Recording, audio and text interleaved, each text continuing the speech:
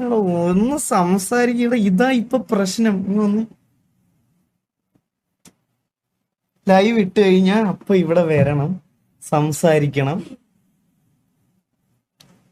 എന്നാ രണ്ടു വാക്ക് പറഞ്ഞിട്ട് പോ. ഇത് എന്റെ ലൈവ് അല്ലേ? എടാ ഇവന്റെ ഒരു പ്രത്യേകത പറയട്ടെ ഞാൻ ഗൈസ്. ആമ്പിള്ളാര് ആര് വിളിച്ചാലും പോത്തില്ല, കയ്യിൽ പോത്തില്ല, ഒന്നുമില്ല. വഴിയെ പോണ ഏത് പെമ്പിള്ളാര് വിളിച്ചാലും നേരെ പൊക്കോളും, കയ്യിൽ പൊക്കോളും. അല്ലെങ്കിൽ വിളിച്ചു വരുത്തും, "ഡേ, വാ എന്നെ എടുക്ക് എടുക്ക് എടുക്ക് എടുക്ക് എടുക്ക്."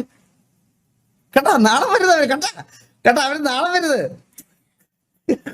പന്തളല്ലേ പോരുന്നാ. എടാ അത് ഇനി അത് പറ ഇനി. ഓരോ കുണം ശീലിച്ചു വെച്ചിട്ട് എന്റെ പഴി ചാരരുത് നീ, കേട്ടാ? മനസ്സിലായ? എന്നെ കൂടെ പേരുദോഷം കേൾപ്പിക്കണം ഇനി.